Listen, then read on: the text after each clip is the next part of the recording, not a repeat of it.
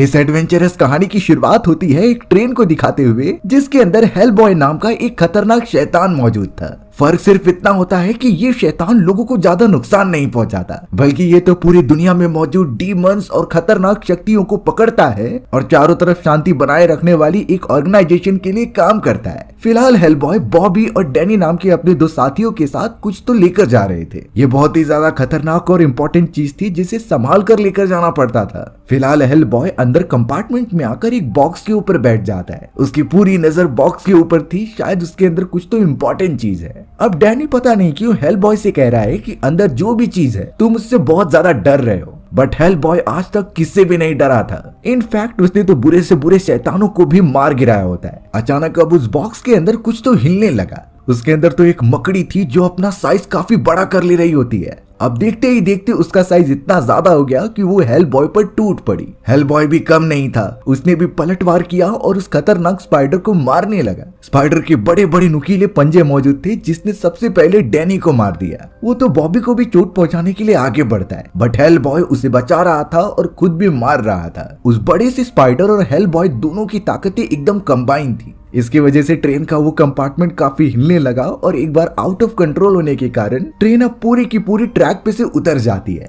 Hellboy किसी भी तरीके से बॉबी को लेकर नीचे आता है। उन दोनों को काफी चोट भी लगी थी, लेकिन फिलहाल अभी उस बड़े से स्पाइडर से बचना है। वो स्पाइडर तो काफी विशालकाय हो गया था जो पेड़ों पर से यहाँ से वहाँ भाग रहा होता है। उसने तो हेलबॉय पर हमला करना छोड़ा नहीं। हेलबॉय सबसे पहले बॉबी को साइड में कर देता है और फिर उस स्पाइडर से लड़ने के लिए उसे थोड़ा दूर लेकर जाता है। यानी हेलबॉय उससे डर नहीं रहा था, बल्कि उसे लड़ने के लिए एक प्रॉपर जगह चाहिए होती है। स्पाइडर ने तो बहुत बुरी तरीके से हेलबॉय पर हमला किया, बट हेलबॉय अपना पंजा निकालता है। उसका पंजा कुछ अलग ही टाइप का था। वो ऐसे मटेरियल से बना होता है जो पृथ्वी पर पाई ही नहीं जाती। अब यहाँ हेलबॉय ने जब अपने पंजे की मदद से उस स्पाइडर को मारना स्टार्ट किया तो स्पाइडर वहां से भागने का ट्राई करता है। इनफैक्ट उसने तो अब अपना साइज भी छोटा कर लिया था। वो इतना ज्यादा छोटा हो जाता है कि हेलबॉय और बॉबी दोनों मिलकर उसे नहीं पकड़ पाते। छोटा सा स्पाइडर सीधा भागते हुए नाली वाले रास्ते से दूर चला जाता है। हेलबॉय और बॉबी जिन्हें की काम मिला था कि स्पाइडर की देखरेख करनी है, वो अब गुम हो चुका है, लेकिन फिर भी वो खुश थे कि उनकी जान को खतरा नहीं हुआ। डैनी मर गया, यही तो हेलबॉय चाहता था। वो हमेशा हेलबॉय का मजाक उड़ाया करता है। अब वो दोनों देख पा रहे थे कि किस तरीके से वो फॉरेस्ट वाले इलाके में फंसे हुए हैं। उन्हें यहाँ से बाहर निकलना होगा, नहीं तो रात के समय वो कहाँ पर रुकेंगे। वो दोनों ट्रैवल करते हुए पास ही में मौजूद एक कबीले वालों के यहाँ पर आ जाते हैं। वहाँ पर पहले से ही बहुत कम लोग रहा करते थे। अब बॉबी वहाँ के एक मेंबर के पास जाकर पूछती है कि उसे कोई टेलीफोन या फिर कनेक्शन डिवाइस मिल सकता है कि नहीं। वो सब शहर से आए हैं और उसे कांटेक्ट करना है कुछ रेस्क्यू टीम से जो यहाँ पर आकर उन्हें रेस्क्यू करके लेके जाएंगे। पर वो कबीला उतना एडवांस नहीं था और यहाँ कनेक्शन के कोई भी साधन नहीं होते। यानी ये बात क्लियर थी कि वो दोनों इस फॉरेस्ट में बहुत लंबे समय तक फंसे रहने वाले हैं। अब अचानक हेलबॉय और बॉबी नोटिस करते हैं कि उन लोगों के घर में एक बच्चा मौजूद है। उस बच्चे ने बिल्कुल कपड़े नहीं पहने हैं और एक भी मसल मूव नहीं कर पा रहा है। देखने से साफ पता चल रहा था कि किसी आत्मा ने उसे कर्स किया है या फिर वो पॉसेस हो चुका है। उसके घर वालों को यही लगता था कि इसे एक विच ने कर्स कर दिया है जिसका नाम कोरा है, लेकिन हेलबॉय बोल रहा था कि हमें इसे हॉस्पिटल लेकर जाना चाहिए। थोड़ी ही देर के अंदर वहाँ पर टॉम नाम का एक आदमी आता है। टॉम पहले यहीं रहा करता था, लेकिन वो कई सालों बाद इस जगह पर वापस अपने मॉम से मिलने आया। टॉम जैसे ही उस लड़के को तड़पते हुए देखता है तो वो तुरंत ही समझ गया कि ये काम विच का है। टॉम को तो बाहर की तरफ एक बालों का गुच्छा मिला था जो किसी कर्स का ही हो सकता है। वो भी समझ गया कि ये काम ऑब्वियस किसी खतरनाक विच ने किया होगा। उस लड़के के घर वाले ये बताने लगे कि हमारा बच्चा रोज उसके घर के पास जाया करता था और थोड़ा उसे परेशान करता। शायद इसी वजह से कोरा नाम की उस विच ने इसे कर्स कर दिया। लेकिन टॉम जो इस जगह पर पहले भी रह चुका है, उसे ये भरोसा नहीं होता कि कोरा एक विच बन चुकी है, क्योंकि कुछ समय पहले वो एकदम नॉर्मल हुआ करती थी। वो लोगों को ना तो नुकसान पहुंचाती थी और ना ही किसी को दुख देती थी। अब उस बच्चे को ठीक करने के लिए टॉम ने बताया कि तुम सभी इसके कपड़े को निकालकर गर्म पानी में उबाल दो। थोड़ी देर के अंदर विच का कर्स निकल जाएगा और वो भी पहले जैसा हो जाएगा। टॉम अब इतने सालों बाद इस जगह पर अपनी मॉम एंड डैड से मिलने आया था। ऑलमोस्ट उसे 10 साल हो चुके हैं यहाँ से शहर गए हुए। पर अचानक जब टॉम ने अपने मॉम एंड डैड के बारे में बताया तो वहाँ मौजूद एक लेडी कहती है कि तुम्हारी मॉम अब नहीं रही। उस मोमेंट के बाद से तुम्हारे फादर भी नहीं दिखाई दिए। इस बात से टॉम को ज्यादा दुख नहीं होता, लेकिन वो समझने लगा कि शायद उसके फादर काफी ड्रिंक करने लगे होंगे, उन्हें बिल्कुल भी होश नहीं होगा और वो यहीं कहीं पड़े रहेंगे। फिर भी टॉम उनसे मिलने के लिए जाने लगता है। अब यहाँ बॉबी टॉम से कुछ बातें करने लगी उस खतरनाक आत्माओं और कर्स के बारे में। पता चल रहा था कि टॉम को इन चीजों के रिलेटेड काफी ज्यादा इन्फॉर्मेशन है, तो अब बॉबी भी चाहती थी कि वो इन सारे लाइव इंसिडेंट्स को रिकॉर्ड करे और इनके बारे में रिसर्च करे। उसे इन चीजों में बहुत ही ज्यादा इंटरेस्ट था। तब जाकर बॉबी डिसाइड करती है कि वो टॉम के साथ आगे बढ़ेगी, लेकिन हेलबॉय ये बिल्कुल भी नहीं चाहता था। वो तो बॉबी को वहां से लेकर जाने लगा क्योंकि इन चीजों में बहुत ही ज्यादा खतरा हो सकता है। और तो और बॉबी तो फील्ड वर्क के लिए बनी भी नहीं है, उसका काम है हर एक मिशन का अच्छी तरीके से रिपोर्ट्स बनाना। पर बॉबी ऑफिस वर्क से एकदम परेशान हो चुकी थी। वो तो बार बार हेलबॉय से रिक्वेस्ट करने लगती है, जिससे कि अंत में जाकर हेलबॉय को मानना ही पड़ा। यानी कि अब हेलबॉय भी बॉबी को लेकर टॉम के साथ जाएगा। लेकिन हेलबॉय को कहीं ना कहीं टॉम पर शक हो रहा था। जरूर उससे रिलेटेड कुछ तो ऐसी काली शक्तियां हैं जो अभी तक दिखाई तो नहीं दी हैं, लेकिन आगे चलकर वो तबाही मचाएंगी। वो तीनों तो अब सीधा फॉरेस्ट वाले इलाके के और अंदर जाने लगते हैं। अब हमें उस जगह पर एक बूढ़ी औरत दिखाई देती है जिसके पास कोई तो खतरनाक आत्मा आ रही थी। ये सोल पता नहीं क्यों उस बूढ़ी औरत से कुछ पूछ रही होती है। उस बूढ़ी औरत से सोल ने कहा कि मुझे उस विच बॉल को बनाना सीखना है, आखिर वो कैसे बनता है मुझे बता दो। बूढ़ी औरत ने सारी चीजें बताई कि अगर तुम्हें जिस भी इंसान को कर्स करना है तो उसके लिए ही विच बॉल को बनाया जाता है। इन चीजों के लिए कुछ सामग्री चाहिए होती है, जिसके बारे में बूढ़ी औरत ने बताना स्टार्ट किया। उन विधियों में मेंढक, केचुए और भी बहुत सारे जानवरों के स्किन्स लगते हैं और उन्हें कंबाइन करके एक मिश्रण बनाया जाता था। इन चीजों के अलावा जिस भी इंसान को पूरी तरीके से प्रोसेस करना है तो उसके बाल भी चाहिए होंगे। यानी इन विधियों को ही पूरा करके वो किसी को भी प्रोसेस कर सकते हैं और इवन कर्स भी कर देते हैं। पता नहीं ये आत्मा कौन है, लेकिन ये साफ हो रहा है कि वो किसी को प्रोसेस करने वाली है। दूसरी तरफ हेलबॉय, बॉबी और टॉम ट्रेवल करते हुए उस फ्रेंड के पास पहुंच जाते हैं जिस विच का नाम कोरा था। कोरा और टॉम एक दूसरे को बहुत पहले से जानते हैं, लेकिन अंदर जाने पर उन्हें वहां पर कोई भी नहीं दिखाई देता। टॉम ने बोल दिया कि शायद कोरा गांव में गई होगी जो कुछ समय बाद यहाँ पर आएगी, तो वो लोग यहाँ पर उसका वेट कर सकते हैं। हेलबॉय और बॉबी ने मिलकर अपना इन्वेस्टिगेशन चालू कर दिया ताकि कुछ इंपॉर्टेंट चीजें मिल जाएं। अब जैसे ही वो थोड़ा सा सर्च करते हुए ऊपर की तरफ जाते हैं, तभी अचानक उन्हें एक शॉकिंग बात पता चली। उन्होंने देखा कि वहां पर तो किसी इंसान की स्किन पड़ी हुई है। ये किसी और की नहीं बल्कि कोरा नाम की उसी विच की थी जिसने अपनी पूरी बॉडी की स्किन चेंज कर ली होती है। ये कुछ वैसा ही था जैसे कोई सांप बहुत टाइम बाद होने पर अपना स्किन चेंज कर लेता है। लेकिन ये शॉकिंग बात है कि कोरा अब कैसे दिखने लगी होगी, ये तो उसके आने के बाद ही पता चलेगा। इसीलिए तब तक वो तीनों उसी जगह पर इंतजार करते हैं। टॉम यही विश कर रहा था कि कोरा उसकी बातें बहुत अच्छी तरीके से समझ जाए। अब धीरे धीरे समय बीतता जा रहा था, जिसमें कि हेलबॉय ने टॉम से पूछा कि तुम इन चीजों से कैसे कनेक्टेड हो, तुम्हें कैसे इन सारे विचेस और उनकी विधियों के बारे में पता है। तब जाकर टॉम ने सच्चाई बताई कि कई साल पहले वो इसी गांव में रहा करता था, तो उसे नदी के किनारे एक लेडी मिली थी। वो लेडी बहुत ही अजीब बिहेव कर रही होती है, जो कुछ समय के अंदर ही टॉम के पास आकर उसे कुछ बताने लगी। इनफैक्ट वो लेडी तो एक विच होती है जो टॉम को प्रेरित करती है कि वो भी उसकी तरह बन जाए। उस विच ने तो टॉम को एक रिचुअल के बारे में बताया जिसमें कई सारी हड्डियां जमा की जाती हैं किसी जानवर की, और मंत्र पढ़ने पर उसकी कोई भी ख्वाहिश पूरी हो जाएगी।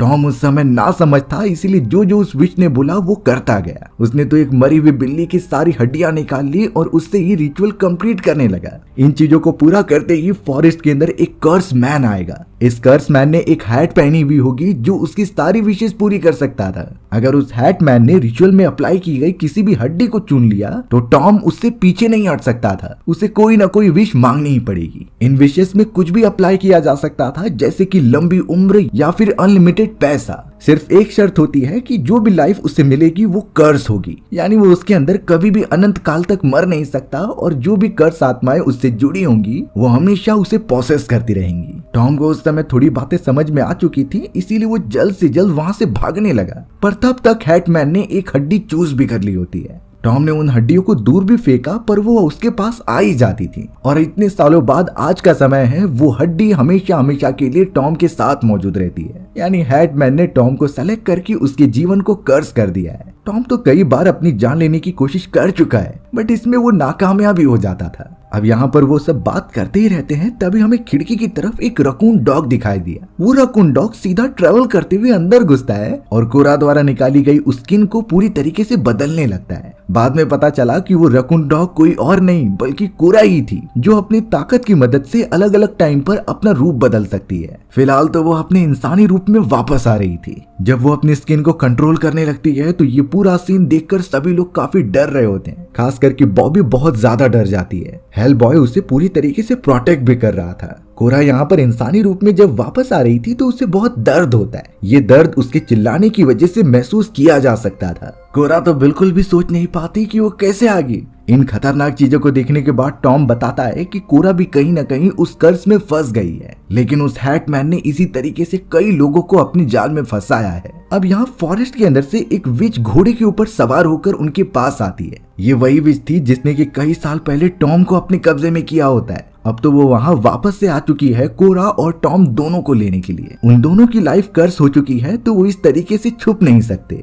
हेल बॉय और बॉबी सभी लोग अब सामने आ जाते हैं जो कि उस विच की बातें सुन रहे थे, लेकिन अब हेल बॉय सामने आकर कहता है कि इन लोगों को कुछ भी करने से पहले तुम्हें मुझसे लड़ना होगा। बट वो विच हेल बॉय को इग्नोर करते जाती है और टॉम को एक बात बताती है। उसने कहा कि तुम्हारे फादर मरे नहीं है, बल्कि वो तो अनजानी तरीके से गायब हो चुके थे जिन्हें मैंने गायब किया था। वो विच कहने लगी कि मैं वापस आऊंगी और सभी को अपने साथ लेकर जाऊंगी। वो तो अपना काला जादू यूज करती है और वहां से गायब हो जाती है। थोड़ी देर में वहां जो विच का घोड़ा मौजूद था वो एक इंसान में कन्वर्ट होने लगा। धीरे धीरे पता चलता है कि ये कोई और नहीं बल्कि टॉम के ही फादर हैं जो कि बहुत ही ज्यादा ड्रंक थे। उस विच और हैटमैन दोनों ने मिलकर इन्हें भी कर्स कर दिया था। बट यहाँ टॉम के फादर बहुत कमजोर हो चुके थे तो इसीलिए वो सह नहीं पाते और वहीं मर जाते हैं। टॉम तो अब यहाँ अपने फादर का अच्छी तरीके से फ्यूनरल करना चाहता था, तो इसीलिए वो डिसाइड करते हैं कि फॉरेस्ट के दूसरी तरफ एक ग्रेवयार्ड मौजूद है, वो वहां जाकर इनका अच्छी तरीके से फ्यूनरल कर देंगे। सुबह होने पर अब सभी लोग फॉरेस्ट वाले रास्ते से आगे बढ़ने लगते हैं। अब रास्ते में कोरा को पता नहीं कुछ तो अजीब सा होने लगा। वो बिल्कुल भी खुद की बॉडी को फील नहीं कर पाती और अचानक वहां से गायब हो जाती है। हेल बॉय और बॉबी उसे ढूंढने की बहुत कोशिश कर रहे थे, बट थोड़ी देर बाद पता चला कि कोरा हवा में उड़ रही है। उसे किसी ने बहुत बुरी तरीके से पॉसेस कर लिया था। हेल बॉय और सभी लोग उसकी मदद तो करना चाहते थे, लेकिन एक्चुअल में हो क्या रहा है उन्हें भी नहीं समझता। अब थोड़ी ही देर में कोरा की बॉडी में से एक काला सांप निकलता है। ये सांप उसकी बॉडी के चारों तरफ घूमने लगा था और इनफैक्ट उसके मुंह में भी चला जाता है। इतना खतरनाक मोमेंट देखकर तो बॉबी बहुत ही ज्यादा डर गई थी। अचानक उस ब्लैक स्नेक ने तो कोरा के गले पर काटना स्टार्ट कर दिया था। हेल बॉय जब सामने की तरफ आता है तो उस स्नेक ने उस पर भी हमला कर दिया, बट हेल बॉय बहुत बहादुर था। सबसे पहला एडवांटेज कि उसकी बॉडी पर जो भी जख्म लगते वो अपने आप ही हील हो जाते। सांप ने उसके बॉडी पर मल्टीपल वार तो किए, बट हेल बॉय उसे अपने हाथ से पकड़कर मार देता है। उस सांप ने तो एक बार हेल बॉय को काट लिया था, जिससे कि वो एक अलग ही दुनिया में पहुंच जाता है। ये दुनिया थी मौत की, यानी जो आत्माएं मर जाती हैं वो इसी जगह पर आ जाती हैं। हेल बॉय को तो वहां पर कोरा दिखाई दी, जिसे कि वो फॉलो करते हुए एक महल में आ गया। कोरा के साथ आने पर वो बोल रही थी कि मेरा सौदा तो पूरा हो चुका है, यानी मैं मर चुकी हूँ और तुम भी कुछ समय के लिए मरने की अवस्था में ही हो। पर यहाँ कोरा ने हेल बॉय को एक शॉकिंग बात बताई कि तुम्हारी मदर भी एक विच थी, उन्होंने भी अपनी आत्मा का सौदा कर लिया था,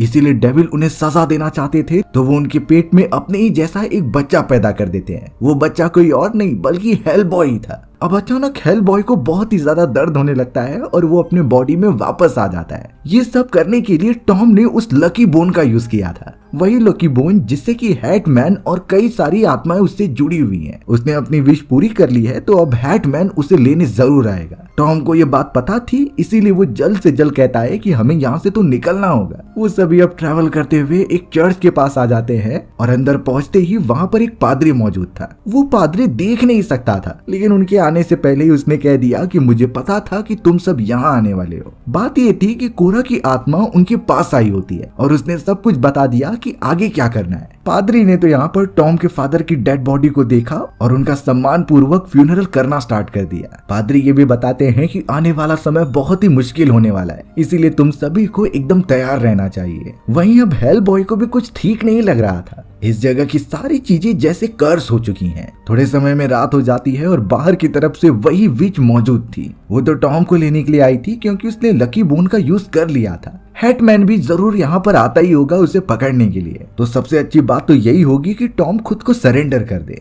लेकिन हेल बॉय के होने की वजह से किसी को क्या डरने की जरूरत। हेल बॉय टॉम के सामने आकर उस विच को चुनौती देता है उससे फाइट करने के लिए। उस जगह पर तो वो हैटमैन भी पहुंच चुका था जो सीधा हेल बॉय से फाइट करने चला आता है। दोनों के पास ही काली शक्तियां मौजूद थी, लेकिन हैटमैन हेल बॉय से ज्यादा ताकतवर लग रहा था। हैटमैन ने तो बिना देरी की अपनी काली शक्तियां यूज की और कई सारे नुकीले लोहे के टुकड़े उसकी तरफ मार दिए। हेल बॉय उनसे बचने की कोशिश तो करता है, पर कई सारे टुकड़े उसके बॉडी से भी लगकर आर पार हो जा रहे थे। हेलबॉय इस समय बहुत ही ज्यादा घायल हो चुका था। तभी पादरी ने बॉबी को कहा कि जल्द से जल्द हेलबॉय को लेकर चर्च में आ जाओ। बाहर मौजूद वो सारी बुरी आत्माएं हैं, वो सब चर्च के अंदर बिल्कुल कदम नहीं रख सकती। बॉबी तो हेलबॉय की हालत देखकर बहुत ही परेशान हो रही थी और उसे ठीक करने की कोशिश करती है, यानी जब तक वो सब चर्च के अंदर मौजूद है तब तक सुरक्षित रहेंगे। अब हैटमैन को किसी भी तरीके से टॉम को खत्म तो करना ही था। तभी उसने अपनी और ज्यादा शक्तियों का यूज करने का डिसाइड किया। पास ही में एक ग्रेवयार्ड होता है जिसमें से उसने कई सारे मुर्दा लोगों को जिंदा कर दिया था। वो सारे मुर्दा लोग चर्च के अंदर जा सकते थे, तो अब ज़ॉम्बी की तरह वो सभी पर हमला करने लगे। हेलबॉय अपनी गन की मदद से उन्हें शूट तो करता है, बट उनकी क्वांटिटी बढ़ती ही जा रही थी। पादरी ने बताया कि ये काली आत्माएं हैं और इन्हें सिर्फ गॉड से रिलेटेड चीजें ही खत्म कर सकती हैं। टॉम को याद आता है कि अभी भी उस लकी बून के अंदर थोड़ी पावर बची हो सकती है, इसीलिए उसने अब एक वेपन के ऊपर होली क्रॉस का सिंबल बना दिया। हेलबॉय तुरंत ही ये क्रॉस लेकर सारे ज़ॉम्बीज़ को मारना स्टार्ट कर देता है। इनफैक्ट वो तो बाहर निकलकर हैटमैन को भी नहीं छोड़ता। हैटमैन की बॉडी पूरी तरीके से नष्ट हो चुकी थी। अब यहाँ सुबह होने पर पता चला कि हैटमैन मरा नहीं है, बल्कि वो तो एक क्रो बनकर वहां से उड़ गया था। हेलबॉय और टॉम ने डिसाइड किया कि किसी भी तरीके से उसे मारना ही होगा, नहीं तो वो टॉम की आत्मा को अपने साथ लेने के लिए जरूर आएगा। कोरा को तो वो पहले ही मार चुका है, इसीलिए हेलबॉय नहीं चाहता कि टॉम भी मर जाए। तो अब हेलबॉय बॉबी की सुरक्षा के लिए उसे चर्च में रहने के लिए कहता है। तब तक वो टॉम के साथ जाएगा और उस हैटमैन को मार कर आएगा। बॉबी भी हेलबॉय के साथ ही जाना चाहती थी, बट हेलबॉय उसे मना करते हुए वहां से चला जाता है। अब तो बॉबी चर्च में रहकर बार बार यही सोच रही थी कि आगे क्या होगा, पर उसे एक और बात नहीं समझ में आती कि चर्च के थोड़े ही पास में ग्रेवयार्ड किसने बना दिया। इस बात पर उस पादरी ने कहा कि कई साल पहले यहाँ के थोड़ी ही जगह पर माइनिंग एरिया हुआ करते थे, पर उस माइनिंग एरिया में कई सारे लोगों की मृत्यु हो चुकी थी। अब उनकी आत्मा को शांति देने के लिए उस माइनिंग एरिया को हटाकर वहाँ ग्रेवयार्ड बना दिया गया। कहीं ना कहीं वो सारी चीजें ग्रेवयार्ड से भी रिलेटेड हो सकती हैं। उस पादरी ने तो बॉबी को एक और इम्पोर्टेंट बात बताई कि अगर तुम्हें उस हैटमैन को मारना है तो किसी भी तरीके से उस माइनिंग एरिया के नीचे वाले हिस्से को पूरा डिस्ट्रॉय करना होगा। वहां पर कई सारी आत्माएं एक साथ जुड़ी हुई है, इससे वो हैटमैन बहुत कमजोर हो जाएगा और उसे मारना बहुत आसान होगा। दूसरी तरफ हेलबॉय टॉम के साथ उस इलाके में पहुंच गया जहां पर हैटमैन रहा करता था। वो एक अबैंडन जगह होती है जिसके अंदर अब वो दोनों चले गए। टॉम को जितनी बातें हैटमैन के बारे में पता थी वो हेलबॉय को बता रहा था। उसके हिसाब से हैटमैन ने कई सारी जंगें लड़ी हैं। वो तो वर्ल्ड वॉर 2 के भी टाइम पर मौजूद था, जिसने कई लोगों की जानें ली थी। इतने ज्यादा लोगों को मारने के कारण उसे तो हेल में भी जगह नहीं मिली, इसीलिए उसकी आत्मा एकदम आजाद है और लोगों को फंसाने का ट्राई करती है। हेलबॉय को पता नहीं कुछ विजन आ रहे होते हैं, जैसे कि कोई खाने की टेबल हो और उस पर कोई बच्चा चिल्ला रहा है, और भी कई चीजें उसे दिखाई पड़ती हैं, जिससे हेलबॉय एकदम से कंफ्यूज हो गया। एक मोमेंट पर तो उसे ऐसा लगता है कि उसकी आंखों के सामने उसकी मदर मौजूद है। हेलबॉय की मदर उससे कह रही थी कि ये आत्माएं मुझे पकड़ ले रही हैं और मुझे इन सारी चीजों के बीच में कैद होकर नहीं रहना। तो इसीलिए हेलबॉय की मदर अपने बेटे को ही कह रही थी कि तुम मुझे मारकर ये खत्म कर दो। बट हेलबॉय कैसे अपनी मदर को मार सकता था? भले ये एक विजन है, लेकिन हेलबॉय कैसे अपनी मदर को मार सकता था? थोड़ी देर बाद पता चलता है कि सारी चीजें उस हैटमैन द्वारा बनाई गई एक जाल होती है। उसने हेलबॉय को इमेजिनेशन की दुनिया में पकड़ लिया है, और अगर हेलबॉय अपनी मदर को गोली मार देता तो इनडायरेक्टली वो उसे ही लगती। पर हेलबॉय किसी न किसी तरीके से हैटमैन का ये प्लान समझ जाता है। अब हमें माइनिंग एरिया में दिखाया गया जहां पर वो पादरी और बॉबी पहुंच चुके थे, यानी वो किसी भी तरीके से उस माइनिंग एरिया को डिस्ट्रॉय करना चाहते हैं। ये देखने में भले ही इजी लग रहा था, लेकिन वहां कई सारी काली आत्माएं होती हैं। उन काली आत्माओं ने तो सीधा पादरी के ऊपर हमला करके उसे मारना स्टार्ट कर दिया। बॉबी कुछ कर नहीं पाती, लेकिन धीरे धीरे वो आत्माएं पादरी को खत्म कर देती हैं। वहां पर तो वो बड़ा सा स्पाइडर भी आ गया जो इतने समय से छुपा हुआ था। उसका काम होता है बुराई करना, वो तो पहले से ही बुरा था, इसीलिए बॉबी की तरफ हमला करने के लिए बढ़ चलता है। पर यहाँ शॉकिंग बात पता चली कि पादरी मरने के बावजूद भी बॉबी की बहुत अच्छी तरीके से मदद करते हैं और उसे बचाते हैं। वहाँ पर हेलबॉय तो उस हैटमैन के साथ बहुत बुरी तरीके से लड़ रहा था, पर देखने से लगता है कि वो हैटमैन आखिर जीत ही जाएगा। लेकिन अचानक पता चला कि बॉबी अब यहाँ पर पादरी की आत्मा की मदद से उस जगह पर एक बड़ा धमाका करती है। ये धमाका होने के कारण पूरा माइनिंग एरिया डिस्ट्रॉय हो चुका था, यानी हैटमैन की शक्तियां बहुत ही कम हो गई थी। वो हेलबॉय को अपने जाल में नहीं फंसा पाता और हेलबॉय इसका मौके का फायदा उठाकर सीधा उसे शूट कर देता है। हैटमैन की दिमाग के अंदर से कई सारे सोने के सिक्के निकले थे। ये वो सिक्के हैं जिससे आत्माएं जुड़ी थी, और इतने लोगों की आत्मा का सौदा इस हैटमैन ने किया था। हैटमैन के मरने के बाद ये पूरी जगह एकदम सेफ हो चुकी थी। वो विच भी अब बहुत कमजोर हो जाती है जो अपने बूढ़े रूप में आ चुकी थी।